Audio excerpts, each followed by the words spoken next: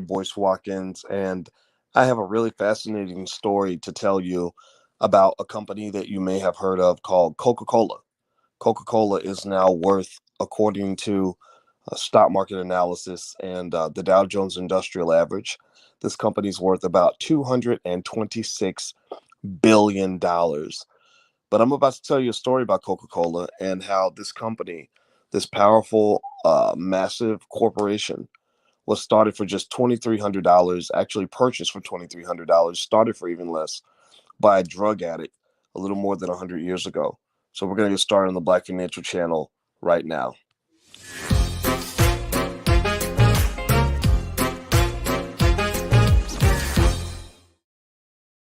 Good morning, guys. Good morning. Good morning. Good morning. I want to welcome you to Financial Juneteenth TV and Dr. Boyce TV. I'm simulcasting. And one thing I want you to know about this platform is that we're Black first. We talk about the Black community first. We talk about ways to empower ourselves, make ourselves better people, help us to build things for our future and for our children's future so that our community will rise once again.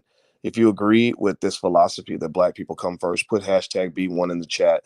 Put your hashtag B1 in the chat when you're chatting about anything that's empowering and Black, anything regarding reparations, anything involving wealth building, anything involving powernomics. Write hashtag B1 in the chat. And also feel free to shout out your city. I'd love to hear what city you're from. And I see you, Bridget Edmonds and Terry Cobb and El Hodge and McCann Cornell. How you doing? Good to see you. All right. So what I wanted to talk about today was actually a story that I just read about a company that you may have heard of called Coca Cola. Now, Coca Cola. The other day I heard Jeezy, young Jeezy, in his versus battle with Gucci Mane. Gucci Mane was talking about, I guess, his clothes and his ice and stuff like that, and Jeezy came back and said, "I don't have a $10,000 outfit, but I own half of Atlanta." And I think that's great. I love that promotion of real estate. I love that promotion of Black wealth.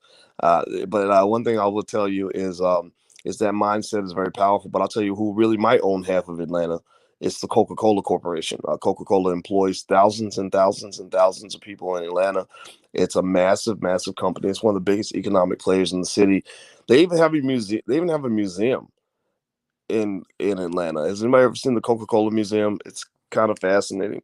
So let me go ahead and break this down for you. I want to tell you guys the story of how Coca Cola came to be, and I shared this story because I want you to realize that a lot of these companies that you see, these big, massive, multi-billion-dollar companies, a lot of them were started with almost nothing. A lot of these companies were started with less money than you have right now. A lot of these companies were started with less money than a lot of you have right now.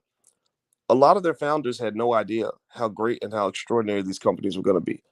Most of the founders had no idea what God had in store for them. And I bring this up because some of y'all got some old raggedy, tiny little businesses where you think it ain't gonna amount to nothing. Maybe you're even embarrassed. Give me a yes or no in the chat if you've ever felt this way. If you've ever sort of looked at what you got going on and said, "Man, this ain't nothing. Why would I even put my time into this stupid thing? This ain't nothing." Has anybody ever felt that way? Come on, let's do a quick confession. You guys know we have Black Wealth Confessions. So I want you to come to the altar and confess to me that there have been times where you doubted yourself, where you kind of felt like whatever you had going on wasn't amounting to nothing, and that you might as well just go on and go back and work for the white man because at least you can get a decent paycheck out of it. Has anybody ever felt that way? Give me a yes or no. I'm going to say yes 3 times over because that would actually, and that would actually be an understatement because it's probably happened 1,000 times. There's been 1,000 times where I looked at what I had going on and said, "Man, this is raggedy. This ain't nothing. Like, how am I going to compete? What's the point?" Right? And here's the thing. So Coca-Cola was actually bought for $2,300. Now Van Hurst says $2,300 was a lot of money back then. That's a great point. You know what $2,300 was back in when Coca-Cola was purchased for 2,300? It was about $60,000, about 60 grand, about 60 grand. Now I want you to now 60 grand. That is a lot more than $2,300. But I want you to compare $60,000 to $226 billion. I want you to compare $60,000 to $226 billion. How many of you how many of you, if I were to add up all the money that you spent on clothes and shoes and fast food and getting your hair done, if I was to add all that up just over the last decade alone, give me a yes or no? Would that number add up to more than $60,000? Give me a yes or no. Give me a yes or no. If I was to add up all the Popeye's chicken and cheeseburgers and Air Jordans that a lot of folks buy, would that add up to more than $60,000? Seriously, I want to lay that out there because I know Van Her, I know you meant well, and I'm not at all making fun of your statement at all, because that's a good point. I knew someone was going to bring that point up, so I came ready to talk about that. $60,000. Mike Jones says, yeah, we got people out here ain't got no wealth, ain't got no assets, but got a car worth more than that. Got a car worth 60 grand. So so when you talk about $2,300, yes, it was a lot of money back then. No, you didn't go flipping around $2,300 like it ain't nothing. But if you compare $2,300, or AKA $60,000, to a company that is now worth $226 billion, a $250 billion, that is a hell of a flip. Gucci Mane used to rap about flipping birds. Ain't no bird. You flip a bird like that, you flipping big bird. You flipping a pterodactyl. Like that's a big bird you flipping right there. If you flip 60 grand into $250 billion. So let me go into this. I want you guys to hear this story because I know some of y'all. The problem is we sometimes have white supremacists in the building. We get a lot of white supremacists in the building, and here's the thing: most of the white supremacists that come into my building are not white people. White people don't pay no attention to me hardly. They only time they pay attention to me is when I make them mad. Like I say something, and then suddenly I'm in the mainstream media and they talk crazy about me because they don't like black liberation. They think any black person who thinks black people can do something positive or build something on their own is out of his freaking mind. He must be insane. That's the only time they pay attention to me. But then I do attract white supremacists who happen to have black skin. And what they'll do is they'll look at something like this, where some white guy, this drug addict, this morphine. I said morphine. I think about the Matrix. This morphine addict named John Pemberton was able to flip $2,300 into 226 billion. And they'll say, yeah, but that's not possible for me. We can't do that. We're not smart enough, right? And I beg to differ. I personally don't just think you're not. I don't not only think that you're smart enough. I think you're actually smarter than other people. So anyway, let me keep it going. Here you go. That URL on the screen, that's blackwealthcalendar.com. We actually put out a Black Wealth Calendar for 2021. If you want to get one and put wealth principles on your refrigerator for your children and your family to see every day, or to remind yourself of who you are, feel free to go to blackwealthcalendar.com. They're on sale. You can buy one right now and text the word "Boyce" to 31996 if you want to get text alerts periodically when we go live. Text "Boyce" to 31996. It's right there on the ticker on the screen. And please hit the thumbs up button, share, and subscribe button, and hit that notification bell also. So here, I'm going to read some of this to you. This will blow your mind. This will get you going. This will make you want to go in and work on that little raggedy business. Give me a yes or no if you can hear me okay. I'm switching my screen so I can read this to you. This is like a bedtime story, except you may be listening to this in the morning. So I'm gonna read you a little story. So check this out. This is just straight off Wikipedia, but the information's accurate. Confederate Colonel John Pemberton. So he was with the Confederacy now. But remember, Coca Cola owns half of Atlanta. Jeezy said he owned half Atlanta, but I think Coca Cola might really own half of Atlanta, or they probably own a little bit more than Jeezy does. But that doesn't mean Jeezy ain't doing nothing special. That just means Coca Cola is a big company. So Confederate Colonel John Pemberton, wounded in the American Civil War and addicted to morphine, he also had a medical degree and began a quest to find a substitute for the problematic drug morphine. In 1885, at Pemberton's Eagle Drug and Chemical House, his drugstore in Columbus, Georgia, he registered Pemberton's French wine Coca Nerve tonic.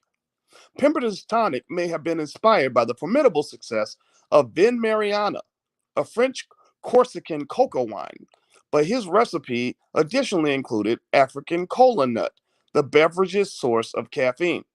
So he basically took some ideas that were already out there. He took some stuff that other people were doing, and he just kind of flipped the birds into something that was more appropriate for what he wanted to create. The French cocoa wine was already out there. I don't know if cocoa wine means it had cocaine in it or not, but I know at that time cocaine wasn't seen the way it's seen right now. And it's ironic. I mean, just yesterday I was talking about Jeezy and Gucci, and we were talking about the drug culture and cocaine. So apparently this cocaine thing's been around for a minute, right? And also he used something from Africa, just like the rest of the world. Just like the rest of the world, he went and got African cola nuts, which is yet another example of how African resources have contributed to the wealth of white people all around the world. That there are major multi-trillion dollar, multi-billion dollar corporations that built their wealth off of African resources. This goes back to Powernomics. Dr. Claude Anderson talks about the doctrine of unequal exchange, where your resources have been used, your resources, your oil and your diamonds and silver out of Africa, your labor has been used to build multi-billion dollar empires all over the world. So he used African cola nuts in the very first Coca Cola. It is also worth noting that a Spanish drink called Cola Coca was presented at a contest in Philadelphia in 1885, a year before the official birth of Coca Cola. The rights for the Spanish drink were bought by Coca Cola in 1953. So let me ask you this question. Give me a yes or no. So the guy who founded Coca Cola, the drug addict, the morphine addict, who fought for the Confederacy, that's the side that wanted to keep you in slavery, he goes to Atlanta and he forms this company and he copies off the French wine, the coca wine. He uses African cola nuts, so he gets that other thing from Africa, and he names his company Coca Cola. And there happened to be a Spanish company called Cola Coca. Do you think that there's any connection? Do you think that he might have stole that name? Do you think he might have stole somebody's intellectual property? His company's called Coca Cola, and there was another company called Cola Coca. You think that was original? You think he just came up with that on his own, or you think he might have jacked somebody to get that name? What do y'all think? Give me a yes or no in the chat if you think he stole the name. What do you think? So all this is what's interesting, right? This kind of shows that a lot of people built a lot of really large legitimate empires off of theft, off of illegal behavior. Maybe they started in the trap. Maybe they started hustling and doing stuff that was against the law, but they flipped that into something legitimate within a generation or two. I find that really fascinating. So let's keep going. Let's keep talking about how this drug addict John Pemberton founded Coca-Cola, and how Coca-Cola was eventually purchased for $2,300. I'll read more. In 1886, when Atlanta and Fulton County passed prohibition legislation, so this is all going down right in Atlanta, right where Gucci and Jeezy and Stacey Abrams are holding their versus battles. In Atlanta, they passed prohibition legislation. Pemberton responded by developing Coca-Cola, a non-alcoholic version of Pemberton's French wine Coca. It was marketed as, quote, Coca-Cola, the temperance drink. That means something you drink if you don't want to drink alcohol. But y'all know Coca-Cola started off with some, if you want to get high, Coca-Cola could still help you get high back then, it appealed to many people as the temperance movement enjoyed wide support during this time. The first sales were at Jacob's Pharmacy in Atlanta, so they're selling dope out of the dope house, so except it was a pharmacy. It was considered a cure for many diseases, including morphine addiction, indigestion, nerve disorders, headaches, and impotence. So if your stuff wasn't working, you can't make your wife happy, drink some Coca Cola. If you got headaches, well, here, drink some Coca Cola. If your nerves are bad, then go come and hit this Coca Cola. Indigestion, no problem. We got some Coca Cola for you. Are you addicted to morphine? You on that dope? Well, drink some of this. It'll make you feel better, because this is just a different kind of dope. So Pemberton ran the first advertisement for the beverage in May 29th of the same year. This is 1889, or sorry, 1886, in the Atlanta Journal. So the Atlanta Journal and Constitution, the newspaper that's still there today, that's where he ran the first advertisement for Coca-Cola. Now, this is really fascinating. I personally found it interesting that this Confederate soldier who was a drug addict founded Coca-Cola. He stole the name from a company called Cola Coca. He was putting all kinds of dope in there. He pretty much did a lot of the marketing that we talked to you guys about in the Black Business School, where he linked his drink to the temperance movement as a solution for temperance. Like if you can't drink alcohol, then drink this instead. He talked about how this Coca Cola could cure a lot of things, and we know Coca Cola don't cure nothing. All it does is make you fat and give you diabetes, right? But he was working it, right? He was working it. You can't hate on that, but that's just what it was. So this reminds me the fact that he started Coca Cola and he actually used African cola nuts and used resources from Africa to get this brand off the ground. It reminds me of how so much of what we do economically, so much of what we do politically, mathematically, etc., was started in Africa. Africa's kind of the home of everything. It's the root and the origin of everything. So when you go out and you build your multi-million, multi-billion-dollar empires for your family, just know you're only doing what you were supposed to do.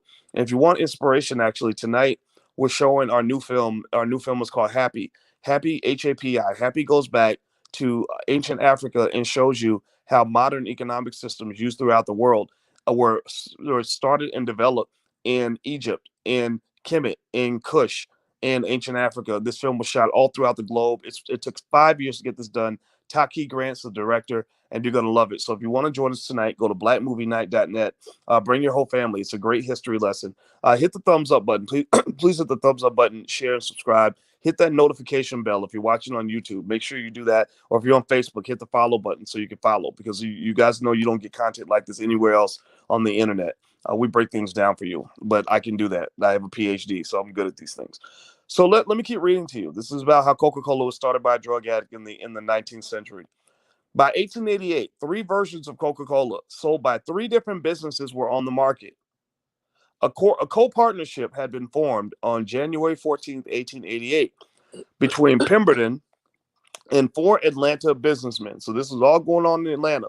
120 years before Jeezy, 140 years before Jeezy and Gucci and Stacey Abrams and the Trap and the Coca-Cola Museum. This is how it all got started. So Pemberton had a partnership with four Atlanta businessmen: J.C. Mayfield, A.O. Murphy, C.O. Malahy, E.H. Bloodworth, not codified by any signed documents. So they had no documents. They had no idea that what they were working on, this little raggedy ass business they had, was going to be worth $250 billion 100 years later. They had no idea, right? So they signed no documents to secure their ownership. They just sort of did business the way a lot of us do business, just like, okay, sure, yeah, whatever, man. All right, okay, all right, bet. Okay, this ain't gonna be much, but this will help me pay the rent this month, right?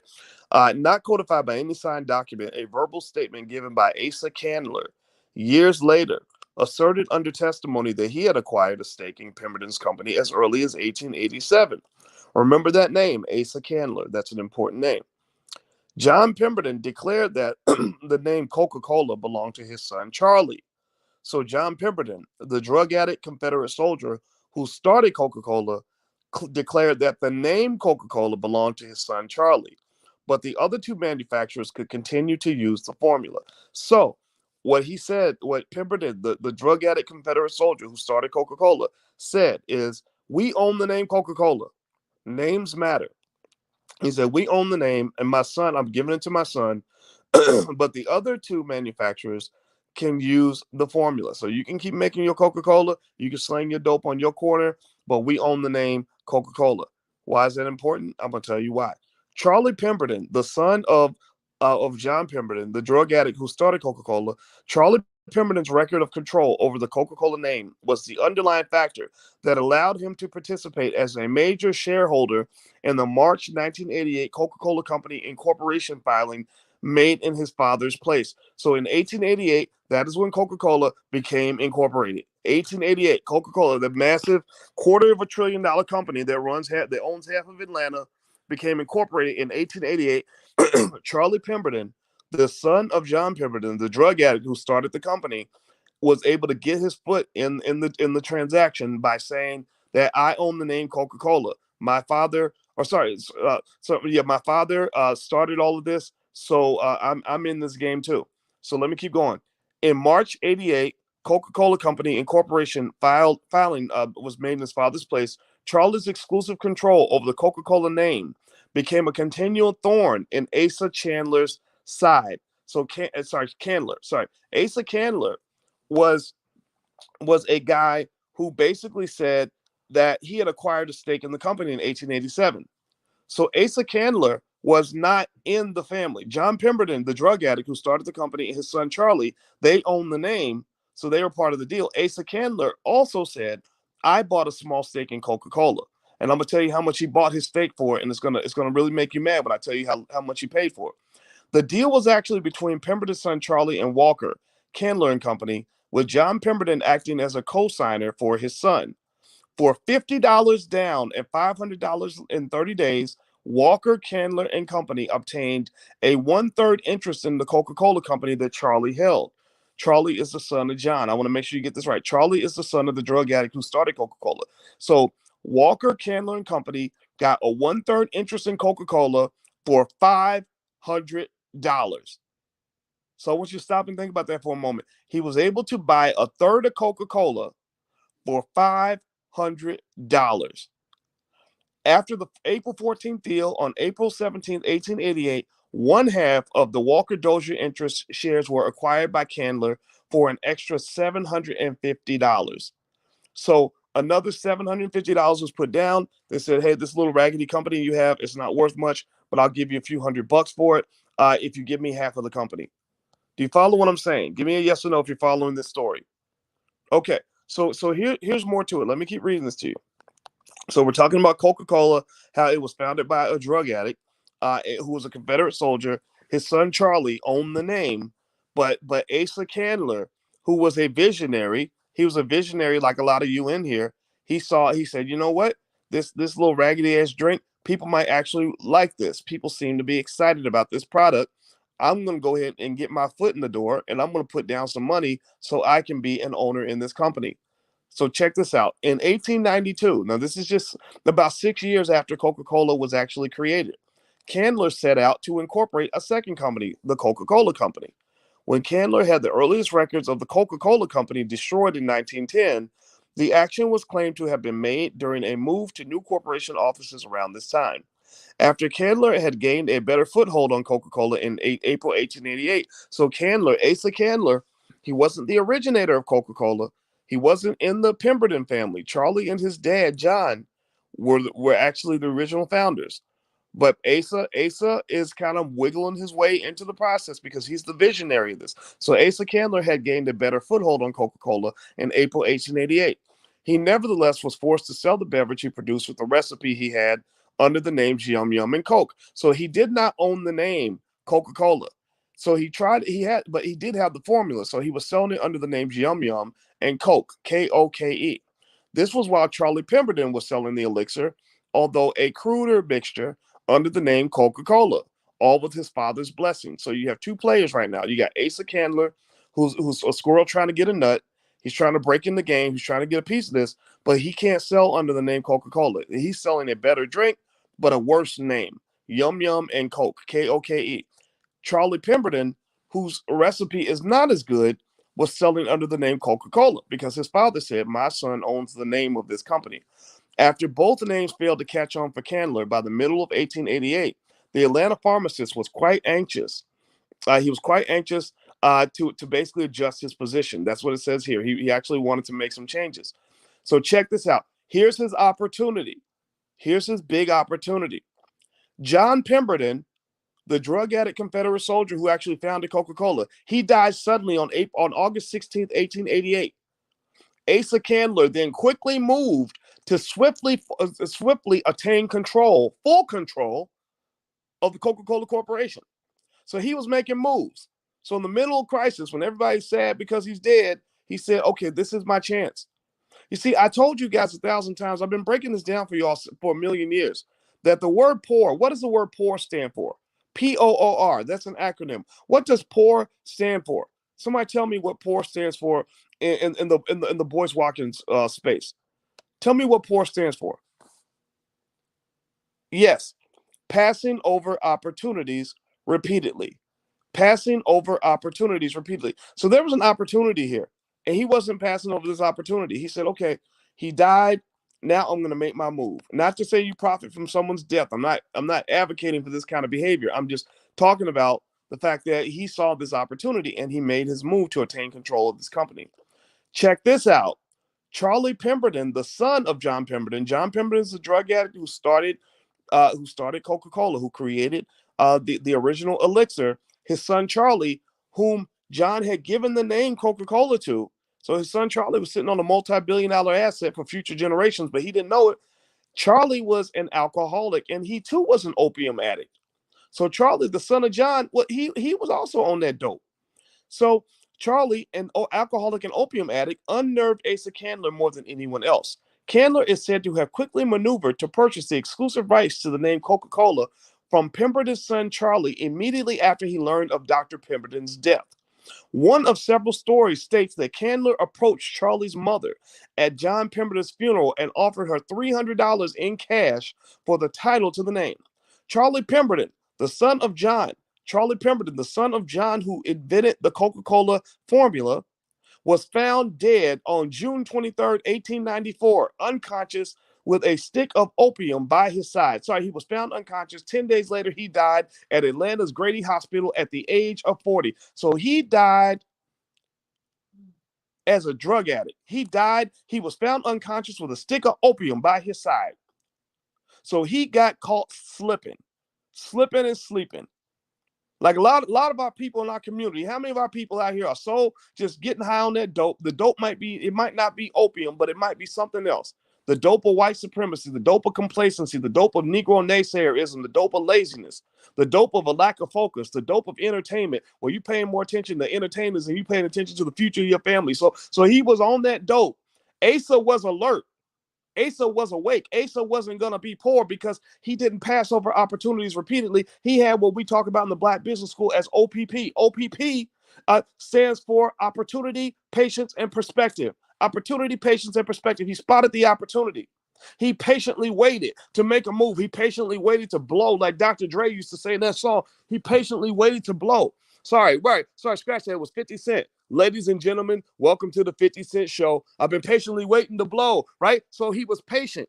He had perspective. He said, man, this Coca-Cola thing, I think eventually one day my grandkids are going to own half of Atlanta because this Coca-Cola thing is really catching on. I'm going to get my piece in the game and secure a legacy for my family while everybody's slipping and sleeping and getting high on dope. I'm going to be focused and I'm going to have perspective so I can establish ownership in this company that's going to be worth a lot of money one day. John Pemberton's family wasn't thinking that way. His son was just looking to get high. His son was just looking for looking for a way he was looking for the local dope man. Like Ice Cube used to say, to be a dope man, boy, you must qualify. Don't get high on your own supply. So he wasn't one of these guys. Let's just keep it 100. Let's go back to that Jeezy Gucci language. One of these guys was looking to be the dope dealer. The other one was looking to be the dope addict. One was the dealer, one was the addict. One was going to be the pimp, one wanted to be the hoe. So I want you to ask yourself this question. Give me an answer in the chat. If you look at the dynamic, the relationship between the dope dealer and the dope fiend, who has the most power in that relationship, the dealer or the addict? The dealer or the addict? I want you to answer that question. Then I'm going to follow up with another question. When you look at black people in America, are we the ones who are in control or are we the ones who are being controlled? Are we the dealer or are we the addict? Are we trying to run this thing? Or are we trying to be somebody's hoe?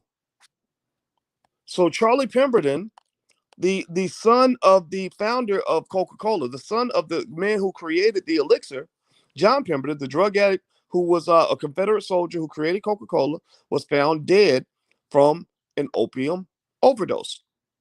When he died, nothing was secured in terms of his legacy. Asa, who had OPP, opportunity, patience, and perspective, or you might also want to call this other people's profits, right? That Asa said, I'm going to secure something for my family. So let me tell you what Asa did.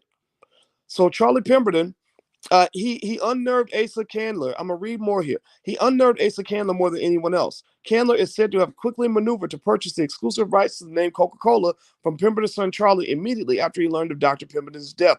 Charlie was found dead, or he died at Atlanta Grady's Hospital at the age of 40 after being found unconscious with a stick of opium by his side. In Charles Howard Candler's 1950 book about his father, so the son of Asa Candler, named Charles, wrote a book in 1950. He said on August 30th, 1888, Asa Candler became the sole proprietor of Coca Cola, a fact which was stated on letterheads, invoice blanks, and advertising copy. With this action, On August 30th, 1888, Candler's sole control became technically all true. Candler had negotiated with Margaret Dozier and her brother Wolfert Walker a full payment amounting to $1,000, which all agreed Candler could pay off with a series of notes over a specified time span. By May 1st, 1889, Candler was now claiming full ownership over the Coca Cola beverage. So Asa Candler, who didn't even create the drink, obtained full control over this company in less than 5 or 6 years after it was invented. All the control was in the hands of John Pemberton, the drug addict who created Coca Cola, his son Charlie, who he gave the name Coca Cola to, which was eventually going to be worth hundreds of billions of dollars. But John and Charlie got caught in that dope, and they got caught slipping and sleeping. And that's what I constantly say to you, especially you as a black man. You see, let me tell you about another example that relates to this. What this made me think about. I had an interview one time with some individuals who grew up in the South Bronx in the 1970s when this thing was emerging, this powerful new art form that was going to change the world. This powerful new art form called hip hop was emerging. Hip hop started with DJ Kool Herc, Grandmaster Flash, etc., Africa Bambaataa down in the South Bronx and then other parts of New York.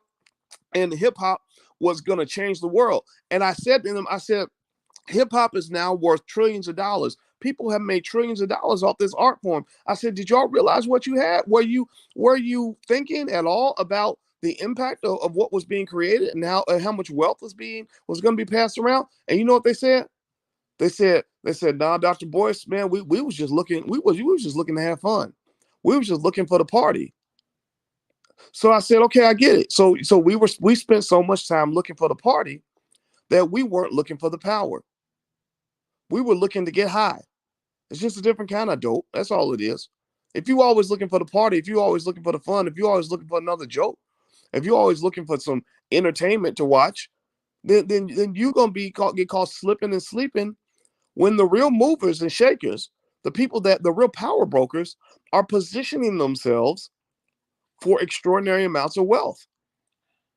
So this is exactly what happened. This is basically an example. This is the story of Coca Cola, this company that was purchased by Asa Candler for $2,300, that's now worth $250 billion. That's pretty much what's happened all throughout Black communities, all throughout the history of this country. Because we don't spend as much time talking about wealth as we spend talking about football, basketball, and hip hop, we miss out. We miss a lot of things. Poor, P-O-O-R, stands for passing over opportunities repeatedly. Asa Candler wasn't playing. Asa Candler wasn't sitting around looking to get high. He was constantly jockeying for position. He was like, oh, okay, well, okay, so you having a hard time financially? Let me take that asset off your hands. I'll put $300 in your pocket right now. So if you are short-sighted, see, Warren Buffett actually describes wealth in America is pretty much a transfer of power from short-sighted people to people that have the ability to delay gratification. That's all it is. It's a transfer of resources from those who are undisciplined to those who are disciplined. That's all it is. It's literally a transfer. People that seek instant gratification will always be manipulated by those who have patience and perspective. So if you ever want to know a secret to wealth, the secret to thinking like an investor, the secret to where rich people come from, just understand one term. It's called delayed gratification. And this is not me just talking. This is proven through scientific theory. They did a study at Stanford University where they took a bunch of 5-year-olds and they basically measured the 5-year-old's ability to delay gratification. Can you pass up the short-term reward in exchange for the long-term payout? They use marshmallows to make their point. And so they sorted the kids out based on who could delay gratification and who was trying to get high on their own supply, right? And literally the kids that were able to delay gratification were far more successful in every aspect of life than the kids who had to have it now. Now, I want you to look at our culture. I want you to look at some of the music that comes out in our community that influences the way some of our young people think. And I want you to think about songs like "I'm Riding Around and I'm Getting It." Remember that song? I think this rapper came out of Atlanta. It might have been Two Chainz. Atlanta, the same place where Coca Cola is now, where they own half of Atlanta now, right? And the song was "I'm riding around and I'm getting it. It's mine, I spend it. It's mine, I spend it." I heard another rapper. I think this was Yo Gotti, a great rapper, very talented. But I heard the song where he said, "We're gonna ball today. We're gonna ball today. F tomorrow. We don't care about tomorrow. We ain't thinking about tomorrow. We trying to ball today. We trying to have it all now. We trying to throw it up in the club. We trying to make it rain." Right? That inability to delay gratification, the inability to think beyond a 5 or 10 year horizon, the inability to think about your family in the next generation is the number one reason that so much wealth passes right over your head. It will pass right by you because you can't see past next Tuesday. The paycheck mentality, paycheck to paycheck mentality that many of us are raised with, where your goal in life is not to build wealth, your goal in life is to get a job for a white man who's going to pay you every Friday. That short-term mentality causes us to pass over trillions of dollars in wealth. That 1.4 trillion in income that we get goes right out of our hands because we're not thinking about the long-term potential of what this 1.4 trillion dollars can create. Coca Cola was purchased for $2,300. In 1889, $2,300 was about $64,000 today. So the idea that you can flip 64 grand into 226 billion is absolutely unbelievable for a lot of people because they can't think past next Friday. So what I want you to understand is this. Here's where I want to circle this back around to. And by the way, do me a favor before I give my conclusion. I want you to feel free to take a look at financialworkbooks.com. We have financial workbooks for children we created in the Black Business School. If you're interested in teaching wealth to your kids, these workbooks are excellent. We also have flashcards. We have all kinds of stuff. We have stuff on Amazon. Just feel free to go look it up. Just look up Dr. Boyce Watkins and financial workbooks, and you'll find them. They're all over the place. And you can go to financialworkbooks.com if you want to take a look. Also, text the word Boyce to 31996 if you want to get text alerts when we go live. Hit the thumbs up button. Please hit the thumbs up button, subscribe, and hit the notification bell so you'll be notified when we go live. All right, because we're building Black media here, and we need your help. We need your help to build Black media because I'm gonna make sure my grandkids are trillionaires. I just want you to know that my great grandkids are gonna be triple trillionaires, and I want your great grandkids to be in that position too. So we're building a media empire right now that's going to make sure that none of them has to borrow money to go to college. None of them ever has to work for a white man. None of them ever has to go beg and grovel and give away their family wealth just so they can get by till next Tuesday. My triple great grandkids are not going to go through that because I'm trying to be like Asa Candler. All right, so let me jump in here and give you a conclusion here. So to summarize what I've been talking to you guys about for the last 37 minutes and 55 seconds, the story started with John Pemberton. If you came in late, you need to go start at the beginning of this video. I need you to listen. I need you to go have your kids listen to. John Pemberton, a drug addict, Confederate soldier who was addicted to morphine, created Coca Cola in a lab because he wanted this to be an alternative to the dope he was already addicted to. He stole the name. There was a Spanish company called Coca. He stole the name, but he did a good job of marketing the company, and it started to catch on. Now, John thought about his son, Charlie. He thought about his legacy. He gave the name Coca-Cola to his son, Charlie.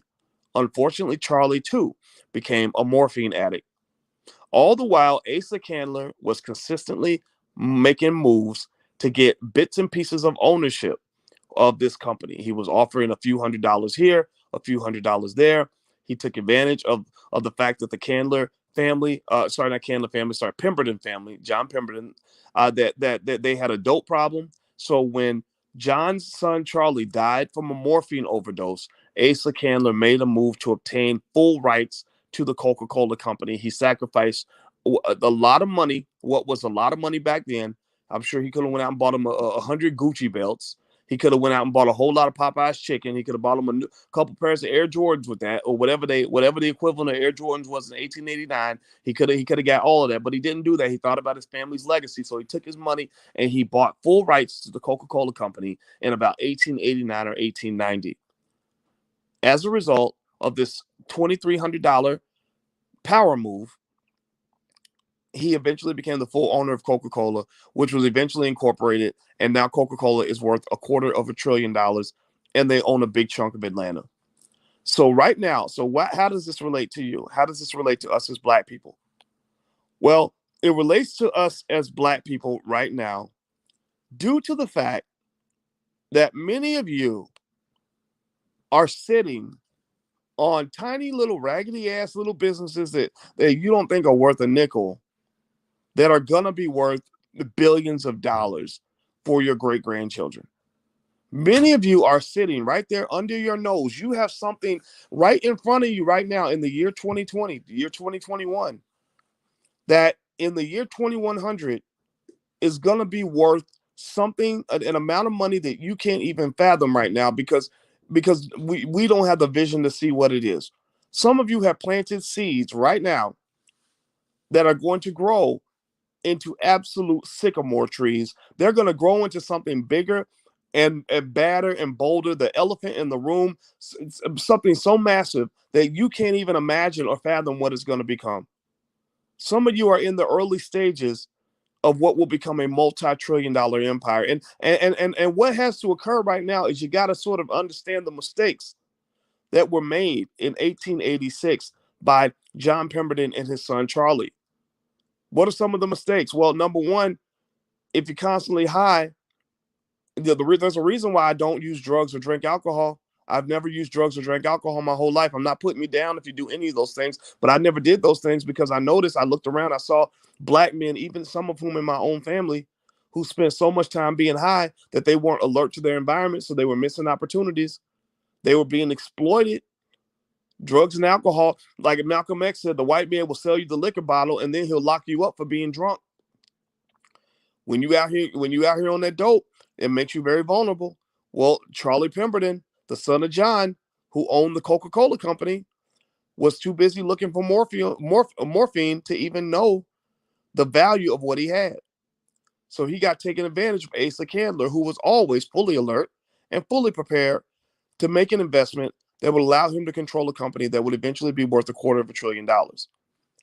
So what I'm saying to you is that people who tend to build wealth for their families, people who win this economic game, are the people who don't spend their time slipping and sleeping.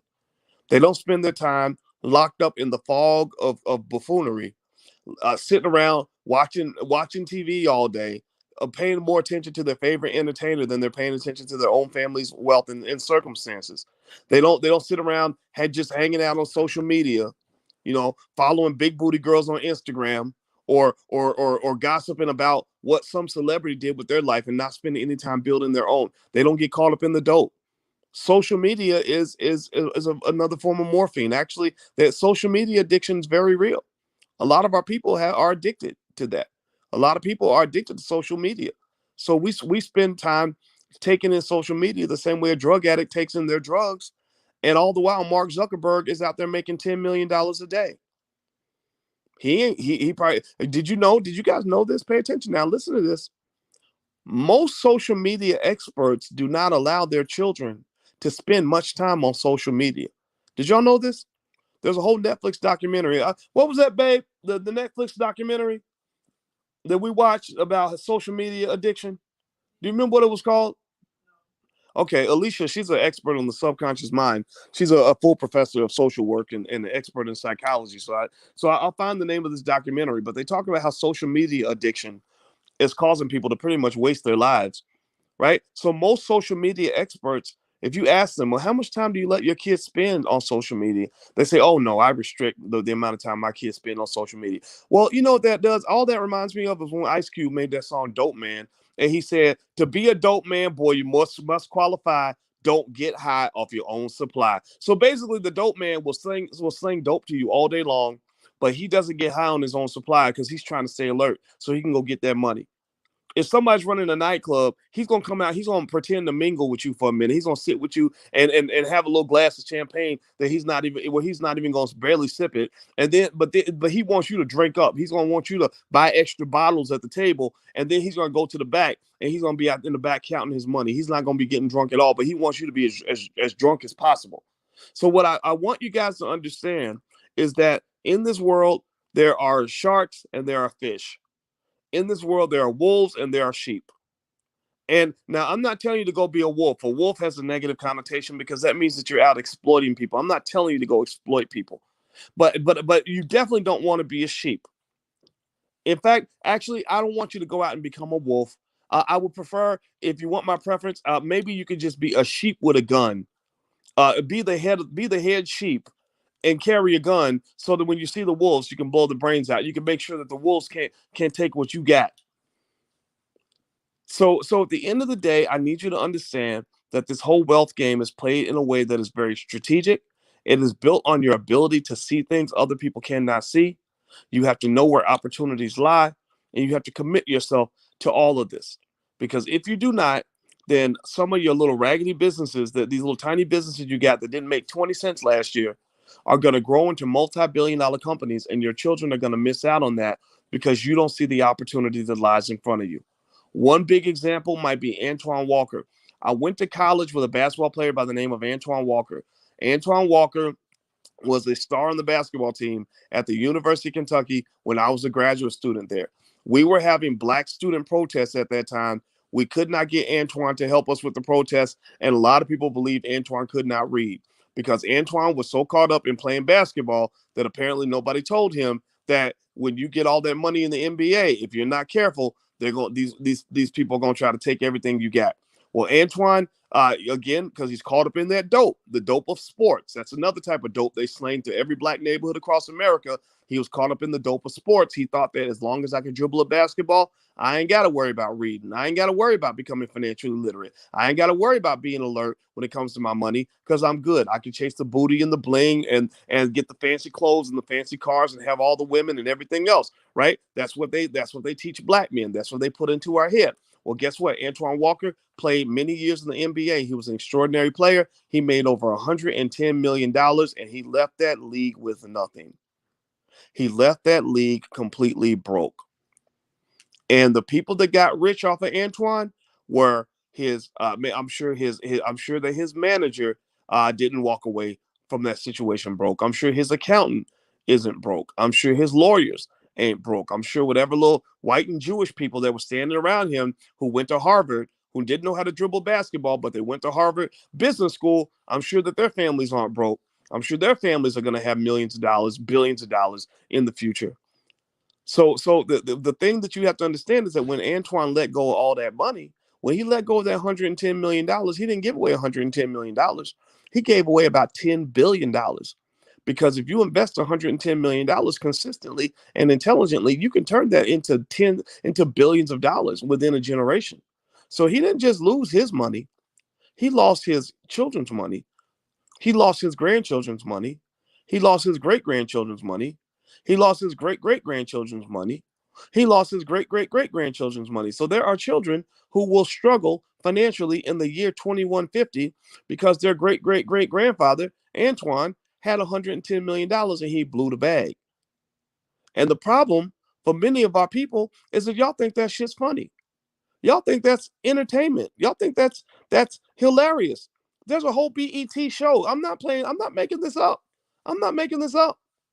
There's a whole BET series called Blew the Bag where all they do is they laugh. They show some laughing Negro saying, "Hi, yeah, man, I had won the lottery, and when I won the lottery, I went to the club and I got some women and I got some bottles and we party. And I spent all that money the weekend. And I got 7 kids with 6 babies, mamas. And they ain't getting nothing, but shoot, we had fun and we had fun, right? Like they think that's funny. BET, y'all know BET, right? BET is that white-owned company that pretends to be black, where white people are distributing uh, self-destructive imagery to black people on a regular basis to keep you so hooked on that dope, so distracted that you're not seeing the real wealth being built around you. Oh, that company is run by the family of Sumner Redstone.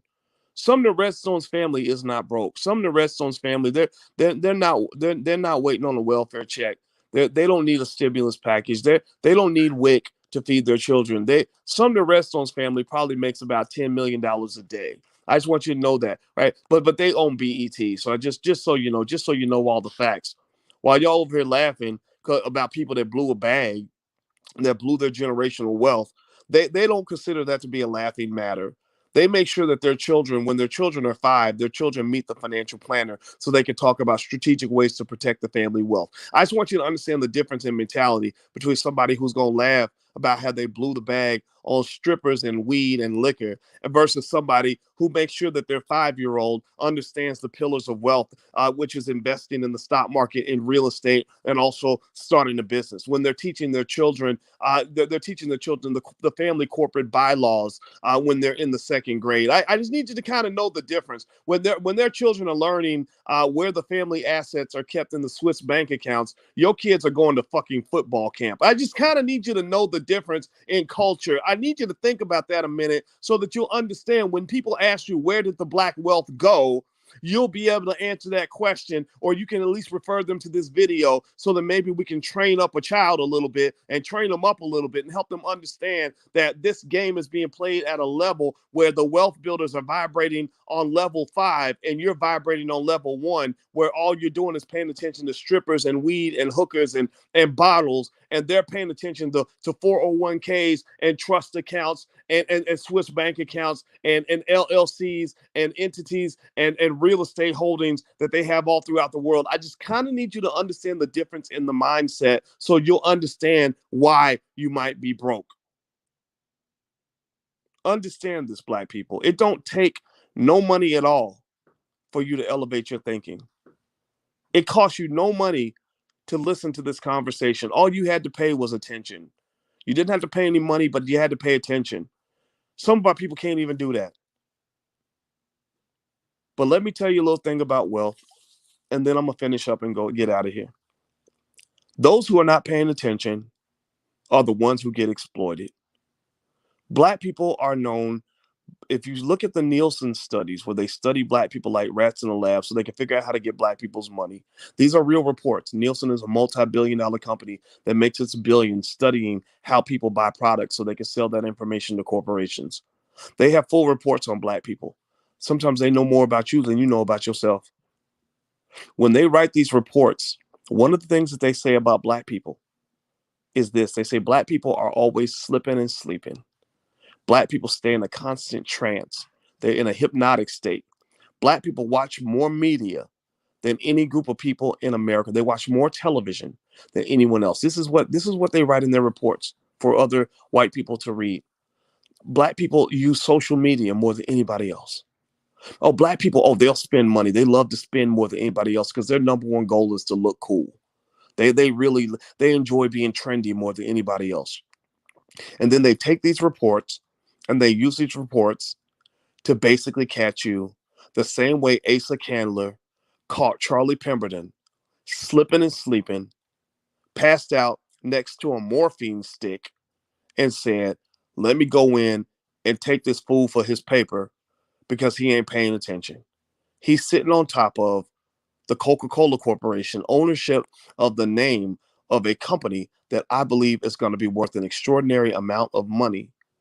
And he don't even know it because all he's looking for is a chance to get high. So be alert, black people. That is how you can get ahead. Everybody ain't going to get this message, but I'm preaching to the choir right now. I really don't care about the people in the back. I don't care much about the people who don't want to come to church today.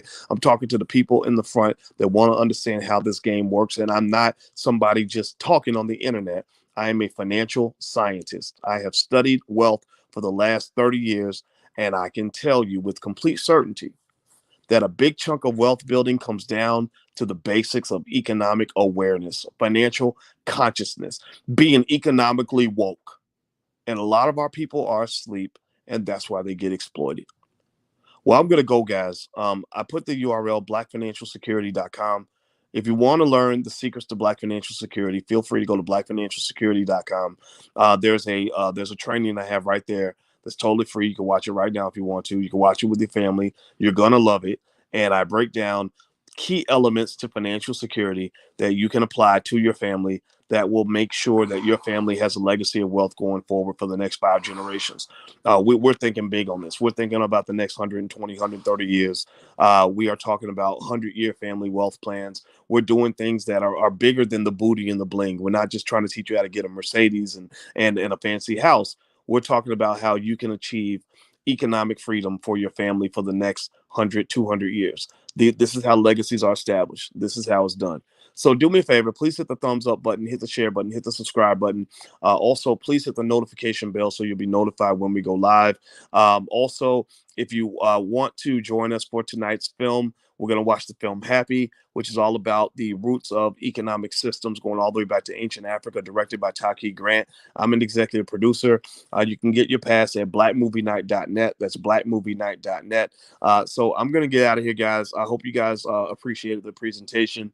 I didn't plan for it to be a presentation. I thought it was going to be a 15-minute discussion. I swear to God, I literally started off thinking this was going to be 15 minutes, but sometimes the Holy Spirit catches me, and when God tells me to preach, I got to keep on going. I don't even go to church, but I reference God all the time because I know without God in the universe and in spirituality, I cannot do the things that I do because you have to be spiritual to see the greatness in our people in the middle of all this chaos. So I encourage you to just realize that Black people will rise again.